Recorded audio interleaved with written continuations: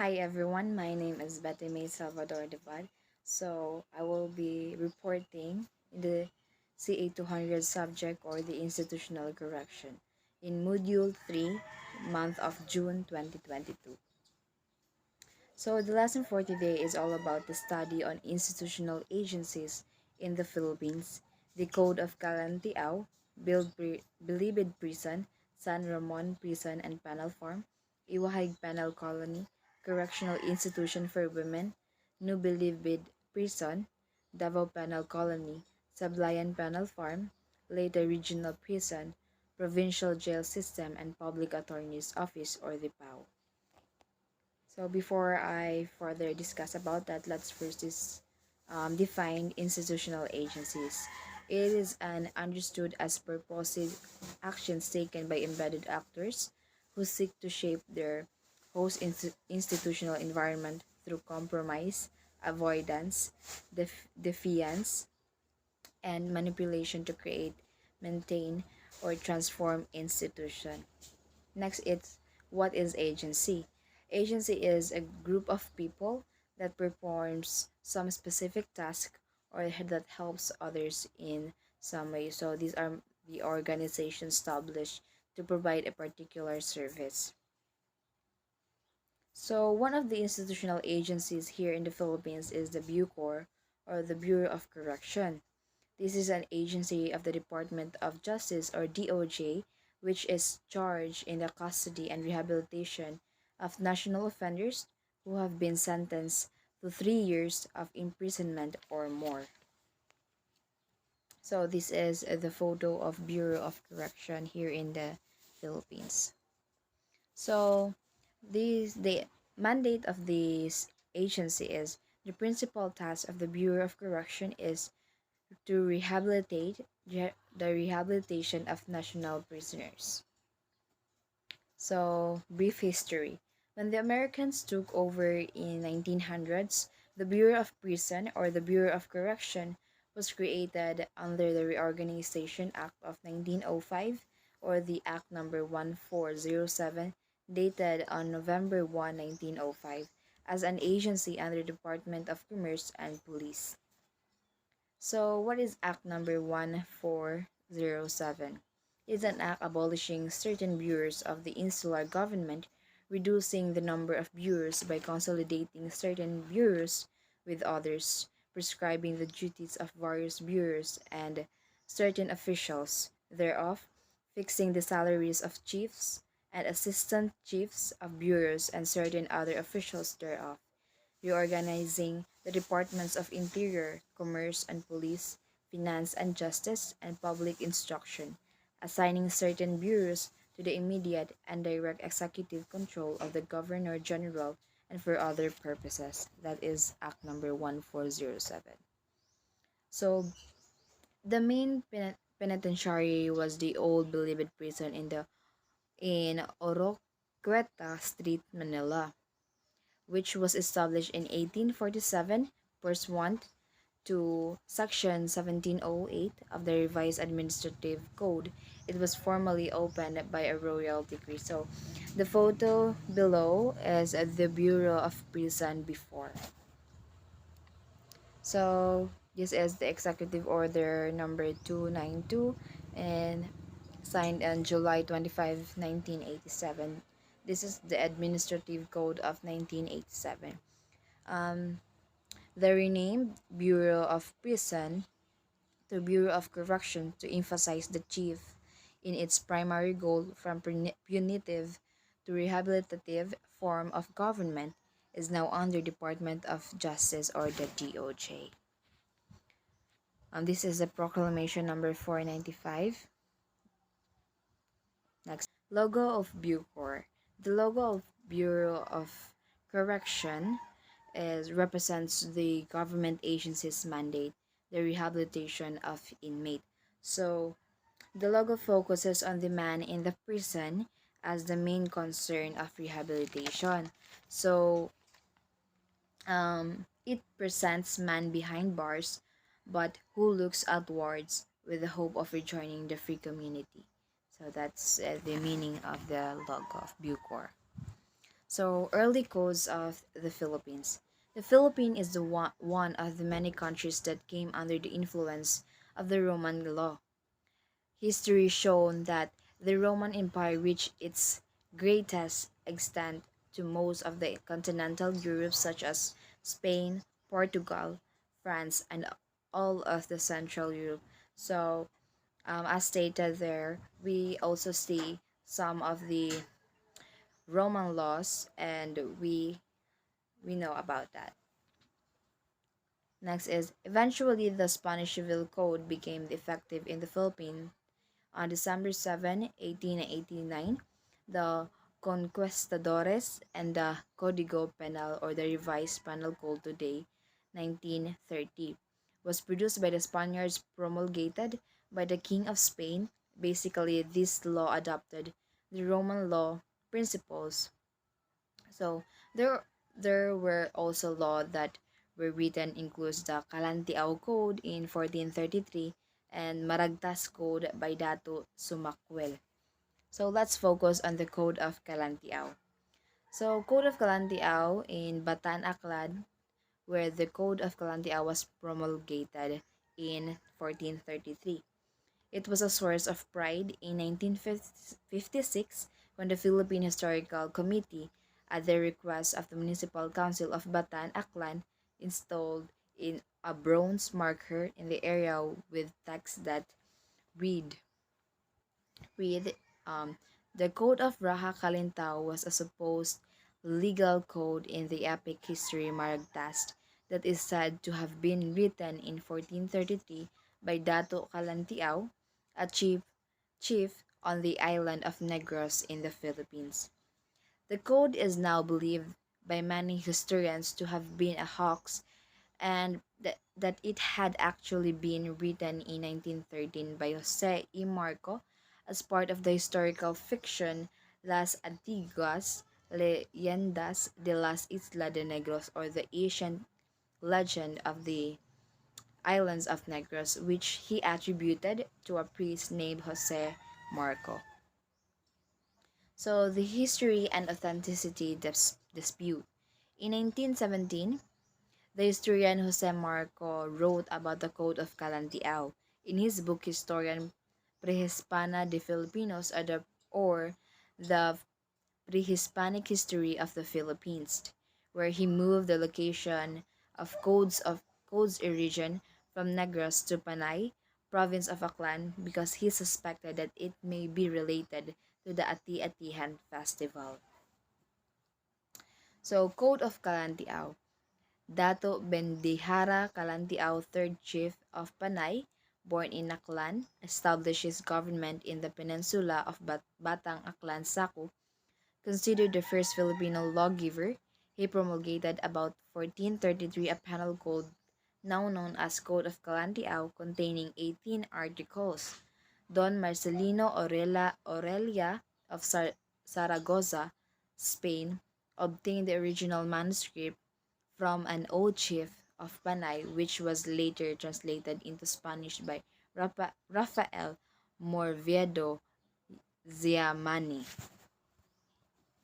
So, purported pre-Spanish Philippine Penal Code claimed to have been written in 1433 and discovered in the island of Panay in 1614. Later research cast doubt on the code's discoverer, Jose E. Marco, as a peddler of historical frauds. So the picture here in this slide is Jose E. Marco. Marco was a prolific writer on the history of the Philippines, although his work was rife with errors and outright fabrications. So Jose Marco is one of the people that we should not um, we should not forget. So this is Jose Marco. Nevertheless, throughout the 20th century, many scholars in both the Philippines and the United States accepted Marcos' pre-colonial source materials at face value. Chief among these was the Code of Kalantiaw, which listed 18 orders for the or the 18 articles for the proper punishment of certain moral and social transgressions.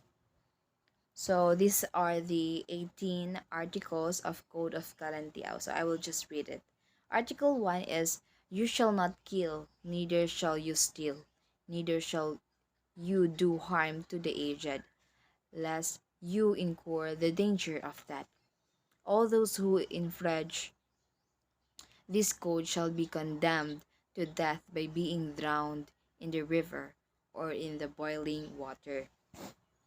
Article number 2 is, you shall obey. Let all your debts with the headman be met punctually.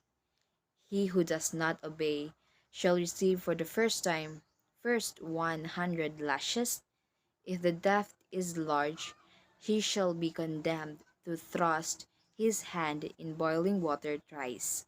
For a second time, he shall be beaten to death. Article number 3. Obey you. Let no one have women that are very young, nor more than he can support, nor be given to excessive lust. He who does not comply with, obey, and observe this order shall be condemned to swim for 3 hours for the first time, and for the second time to be beaten to death with sharp thorns. Article number 4. Observed and obey. Let no one disturb the quiet of the graves. When passing by the caves and trees where they are, give respect to them. He who does not observe this shall be killed by ants or beaten to death with thorns. Article number 5 is, you shall obey. He who exchanges for food, let it be always done in accordance with his word. He who does not comply shall be beaten for 1 hour. He who repeats the offense shall expose for 1 day among ants. Article number 6. You shall be obliged. You shall be obliged to revere sites that are held in respect, such as those of trees of recognized worth and all other sites. He who fails to comply shall pay with 1 month's work in gold or in honey. Article number 7. This shall be put to death he who kills trees or venerable appearance, who shoot arrows at night, old men and women, he who enters the houses of these headmen without permission, he who kills a shark or a strict cayman. Article number 8. Slavery for a dome or a certain period of time shall be suffered by those who steal away the women of the headman, by him who keep ill-tempered dogs that bite the headman, by him who burns the fields of another. Article number 9. All these shall be beaten for 2 days. Who sing while traveling by night, kill the manaul, tear the documents belonging to the headman, are malicious liars, or who mock the dead. Article number 10. It is decreed an obligation that every mother teach secretly to her daughters matters pertaining to lust, and prepare them for womanhood. Let not men be cruel, nor punish their women when they catch them in the act of adultery. Whoever shall disobey shall be killed by being cut to pieces and thrown to the caymans. Article number 11. They shall be burned who by their strength or cunning have mocked at an escape punishment, or who have killed young boys or tried to steal away the women of the elders. Article number 12. This shall be drowned. All who interfere with their superiors or their owners or masters, all those who have abused themselves through their lust, those who destroy their anitos or idols by breaking them or throwing them down. Article number 13. All this shall be exposed to ants for half a day, who kill black cats during a new moon, or steal anything from the chiefs or agurangs, however small the object may be. Article number 14, they shall be made slaves for life, who have beautiful daughters and deny them to the sons of chiefs, and with bad faith hide them away. Article number 15, concerning beliefs and superstitions, these shall be beaten, who eat the diseased flesh of beasts which they hold in respect, or the herb which they considered good, who wound or kill the young, or the manaul, or the white monkey. Article number 16, the fingers shall be cut off of all those who break idols for wood and clay in their alangans at, and temples, of these who destroy the dangers of the gallons or break the drinking jars of the latter. Article number 17. These shall be killed who profane sites where idols are kept, and sites where are buried the scared things of their diwatas and headmen. He who performs his necessities is those places shall be burned. Lastly, the article number 18. Those who do not cause the rules to be obeyed, if they are headmen, they shall be put to death by being stoned and crushed.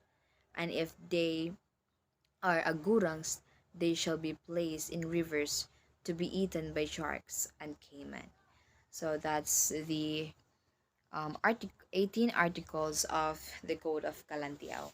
So next is the Bureau of Corrections currently have 7 operating units located nationwide. So first is the New Bilibid Prison in Muntinlupa City, the Correctional Institution for Women or CIW in Mandaluyong City, and the CIW Mindanao Panabo Davao. Third is Iwahig Prison and Panel Farm in Puerto Princesa City in Palawan. Fourth is Sablayan Prison and Penal Farm in Occidental Mindoro. San Ramon Prison and Penal Farm in Zamboanga City. Sixth is Leyte Regional Prison in Abuyog, Leyte. Last is Davao Prison and the Penal Farm in Manabo City, Davao Region. So number 1 is the New Bilibid Prison or the NBP. In Muntinlupa, Metro Manila is the main insular penitentiary designed to house the prison population of the Philippines. That is New Bilibid Prison. This is also known as the Carcel y Presidio Correctional or the Correctional Jail and Military Prison. This is occupied as rectangular pieces of land that was part of the Maihalaque state in the heart of Manila. It was established by Spanish colonial government on June 25, 1865 via royal decree. So, the New Bilibid prison was divided into 2 town sections. The first is the Carcel, which could accommodate 600 inmates, and second is the Presidio, which could hold 527 prisoners. So their facilities in 1999, Ron Gluckman of Asia Week wrote that due to the commercial activity and relative freedom of movement in most of the prison, the facility seems more like a barangay in the Philippines than a prison. So that's Ron Gluck of Asia Week. The death penalty. The execution chamber of 4 inmates sentenced to death by electrocution was in Building 14, within the maximum security compound. So some of the New Bureau prison, there are recreational facilities, educational facilities, and Katarungan Village. So the notable inmates in the New Bilibid prison are Amado V. Hernandez, Robin Padilla the actor, Jovito Salonga, Claudio Tejanque Jr., Hubert Webb, Antonio Sanchez, General Yuki Yamashita, Junel Nuesca, and Luis Taruk that are the notable inmates. Next is the San Ramon Prison and Panel Farm. This was established in southern Zamboanga on August 21, 1870, through a royal decree promulgated in 1869. San Ramon Prison and Panel Farm established during the tenure of Governor General Ramon Blanco, whose patron saint the prison was named after. The facility was originally established for prisoners convicted of political crimes. So this is considered as the oldest penal facility in the country. Prisoners in San Ramon were required to do agricultural work. So that is the San Ramon Prison and Penal Farm. So during the Spanish-American War in 1892, the prisoners in San Ramon were hastily released and the buildings destroyed. In 1907, the American administration reestablished the prison farm.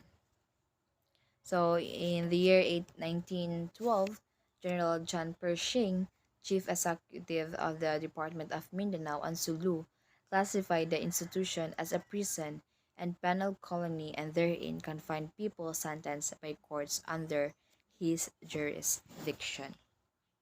So this is General Pershing.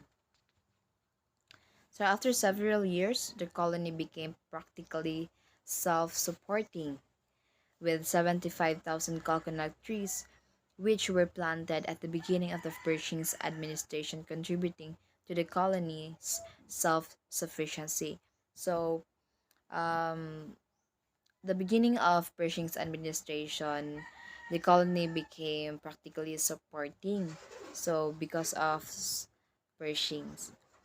So, aside from coconuts, there are also rice, corn, papaya, and other crops were also cultivated. So there are also school in San Ramon Prison and Panel Farm. All who can't read and write are required to attend school. So they encourage to create a lot of handicrafts which are being sold in their handicraft center. The prisoners pass the time in playing basketball, volleyball, billiards, chess for their enjoyment. So um, it's, it's is um they have also the regular task like cooking, cleaning, and gardening. That's the San Ramon Prison and Panel Farm. Third is Iwahig Panel Colony. It is one of the most popular prisons in the Philippines. It was established in 1902 by the United States for the Filipino prisoners who had fought with the American during their colonization in the Philippines. So dinha ipangbutang tong mga Filipino na who fight with the American during their colonization in the Philippines. So, first Superintendent Lieutenant George Wolfe, a member of the U.S. Expeditionary Force, who later became his first prison director, authorized the establishment of a penal colony in the province of Palawan in November 16, 1904. So this is Lieutenant George M. Wolfe, Director 1904 to 1910. First Bureau of Prison Director. So, a national prison and insular prison, Bureau of Prisons or Correction Mindanao City Rizal. A is New Bilibid Maximum Security Prison, Camp Sampaguita Medium Security Prison, Camp Bukang Liwayway Minimum Security Prison. So, in the year 1906, the Department of Commerce and Police, which later became the Department of Public Instruction, moved to turn the institution into the center of penal colony, supervised in accordance with trends at that time. Under supervision of Colonel John R. White of the Philippine Constabulary, who would become superintendent of Iwahig in 1906, The colony became a successful settlement because of Colonel John R. White. A myriad system was devised for the prisoners, and the vocational activities were offered. These include the farming, forestry, carpentry, and hospital paramedical, so that prisoners would choose the vocational activities they wanted. So this is John R. White. Next is on August 16, 1959, a committee was created by President Carlos P. Garcia to study the state of national prison. That is our former President Carlos P. Garcia here in the Philippines. Carlos Polestico Garcia Kr. was a Filipino teacher, poet, orator, lawyer, public official, political economist, guerrilla, guerrilla, Commonwealth military leader who was the eighth president of the Philippines. So prisoners in Hawaii were divided into two groups, the settlers and the colonists. So the settlers are those who engage in farming for their own benefit. They are the ones whose applications for land to cultivate have been approved. Second is the colonist. Colonists are the person who is a founder of the colony. So Iwahig prison is divided into four zones or districts. First is the Central Sub Colony with an area of 14,700 hectares. Next is Santa Lucia with 9,685 hectares. Next is Montible with 8,000 hectares. Fourth is Inagawan with 13,000 hectares. So this unique prison without bars was established by the Americans in 1904. The inmates tend vast farms instead of idly spending time behind bars. The more enterprising earned by making handicrafts and other productive activities during their space time. So this is the photo of the front view of Iwahig Prison and Panel Farm. Iwahig like so these are the prisoners who are doing some like in activity like farming. So they are free. So number 4 is the Correctional Institution for Women or CIW. In reported dated January 22, 1959, submitted to a committee created by Administrative Order number 287 by President of the Philippines, it was noted that before a separate building was constructed, especially for women prisoners, all female convicts were confined at the old Bilibid prison on as Caraga St. as Street, Manila. The transfer of women to a separate site became inevitable. After a series of negotiators started by prison director Ramon Victorio, the Philippine Legislative passed Republic Act number 357 number November 1929. So Republic Act number 375 is an authorized to transfer all women inmates to a building in Welfare Valley at Mandaluyong, Rizal, and appropriate with 6,000 pesos for the move.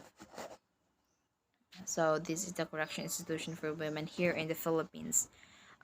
It really needs to have this kind of institution for women because there are also um, um, the private for those women and private for those men prisoners.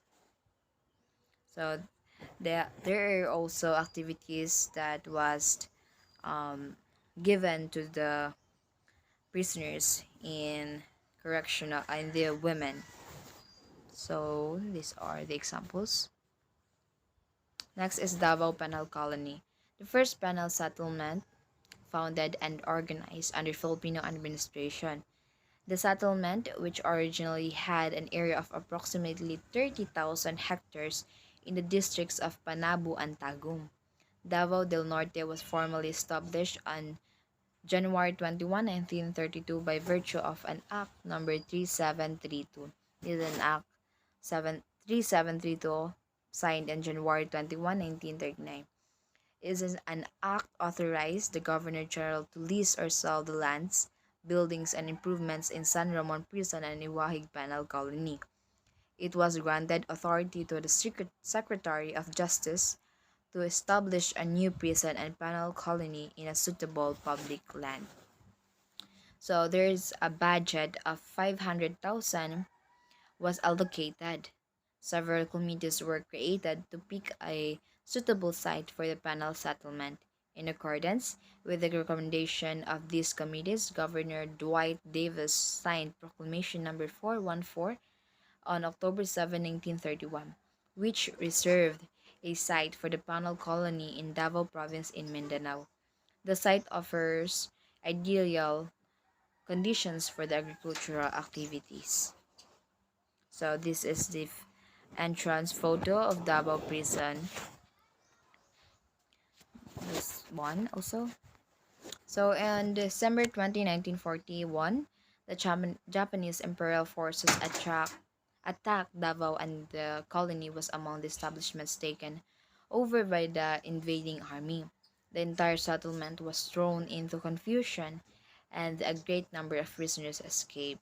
So a lot of prisoners escaped that time. So the remaining colony employees, their families, and the inmates evacuated to Iwahig, where they organized a double penal colony at Inagawan sub-colony, or the Palawan. So these are the um, prisoners. So number 6 is Sablayan Prison and Panel Farm, located in Occidental Mindoro and relatively new. Established on September 26, 1954 by virtue of Presidential Proclamation Number 72, the penal colony has a total land area of approximately 16,190 hectares. So there are three sub-colonies were later organized. The first is a reservation for which this day remains part of the protected rainforest. Second is a coastal area. Third is used by the national government as a relocation site for refugees from the eruption of Mount Pinatubo eruption in 1999. So Sablayan Prison is a facility where prisoners from New Bilibid Prison are brought for decongestion purposes. It follows the same colony standards as other penal farms. So this is the photo of Sablayan Prison and Penal Farm. They have also hospitals there. Next is the later regional prison, or the last unit of Bucor. So it is located in Barangay Mahagna, Abuyog, Southern Leyte, some 66 kilometers from Abuyog town proper. So this was established a year after the declaration of martial law in 1972 by virtue of Presidential Decree number 28. This was established a year after the declaration of martial law in 1972 by virtue of Presidential Decree number 28. Next is, it is situated on a 861.66 hectares forested area on top of the mountain, surrounded by mountain ranges. It is also composed of two communities, the enclosed and the open community. Enclosed community is those who are belong to a medium and maximum security. Open community, those who are belong to the minimum security.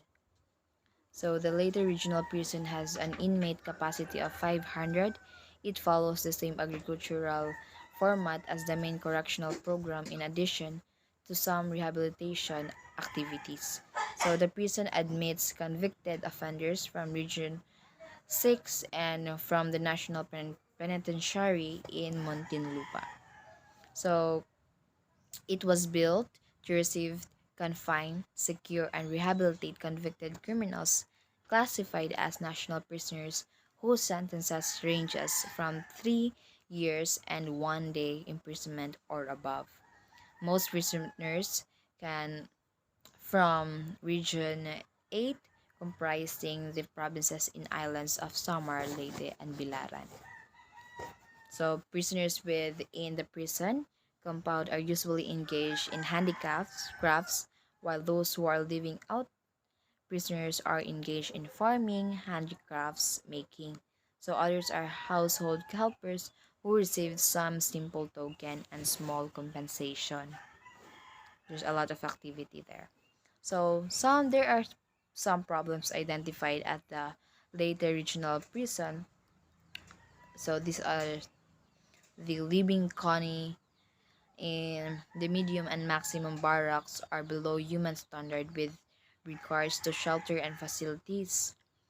Next is the food provisions are distributed by ration system at a budget of 20 pesos per day per inmate. So that's too small.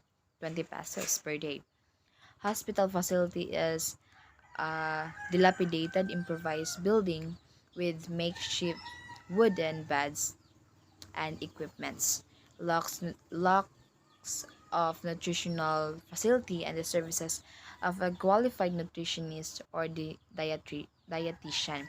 Next is inadequate hygiene and sanitation installations. There's also lacking of jail guards. Ideally, one guard is to six prisoners, but presently it's 1 to 8 and suddenly increased in 1996 mortality rate. So there are two kinds of abuses present in later regional prison. First is the maltreatment committed against the prisoners by the mayores of the pangkat. This means that it is committed usually against those who violated the prison rules and regulations. Number two is the maltreatment inflicted by the prison authorities or employees against those living out prisoners, especially those who work as a household helper. So that's the main problem or the abuses present in later regional prison. So the head of later regional prison is Superintendent Francisco G. Salvador Jr., the current head of the later regional prison. So these are the activities: the farming, the handicrafts, making of handicrafts. So next is provincial jail system. This was first established in 1910 under the American regime, supervised and controlled by the provincial government, headed by provincial jail warden. So the vision of provincial jail system is an institution managed by God-centered professional and trained personnel to serve as the principal catalyst for rehabilitation or restoration that leads to reformation of the social, physical, and spiritual aspects of persons being detained to develop a law-abiding citizens for eventual reintegration into the mainstream of society. So the mission is the Office of the Provincial Warden shall promote safe and total detainment and rehabilitation or restriction of detainees under its custody. So the goals and objectives is the Office of the Provincial Warden is committed to carry out effective implementation of all programs, projects, and activities relating to jail detainment and rehabilitation of prisoners being sentenced, detained, or held for trial by the Court of Justice. So they also develop and attend to the welfare and detainees for the provincial jail, providing subsistence and through provisions of jail decongestion programs. They provide protection services and prepare the inmates socially, physically, mentally, and spiritually to become productive citizens for their eventual reintegration into the mainstream of society upon the pardon of release. So that is the provincial jail system. So next is the Public Attorney's Office, or the PAO. This is attached agency of the Department of Justice, which provide indigent litigants free legal assistance. So this is very helpful for those people or the indigent litigants.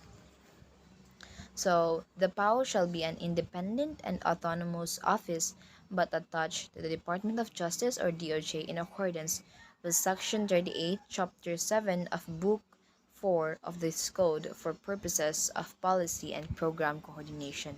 The PAO shall be principal law of office of the government in extending free legal assistance to indigent persons in criminal, civil, labor, administrative, and other quasi-judicial cases. So, this is the brief history of PAO. The PAO came into being in response to the challenge for a government agency for the advancement and protection of legal rights of the less privileged sector of our society, as enshrined in the Philippines Constitution. This was planted on August 30, 1954, when the Republic Act No. 1199 created the Agricultural Tenancy Commission, which was later renamed as Tenancy Mediation Commission, or TMC. With the passage on August 8, 1963, of Republic Act No. 3844, otherwise known as the Agricultural Land Reform Code, TMC was further strengthened and renamed as the Office of Agrarian Council, or the OTAC, OTAC. So, this is the head of the PAO here in the Philippines, Ms. Rhoda Acosta, DSD, the Chief Public Attorney of the Public Attorney's Office in Fort Placer in the 1989 bar. So Dr. Cosa was appointed as the nationwide head of PAO on February 23, 2001 by former President Gloria Macapagal Arroyo. Since then, she has become a herald of hope for the indigents and other clients of the PAO who are searching for justice.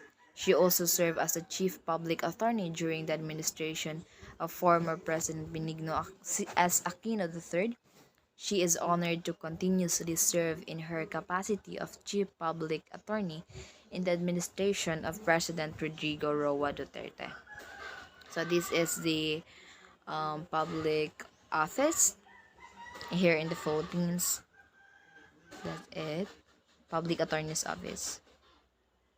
So, the Republic Act number 10575, this is an act strengthening the Bureau of Corrections and providing funds therefore. So that's all. That's all my report. I hope you have learned something and enjoy my report. Thank you so much.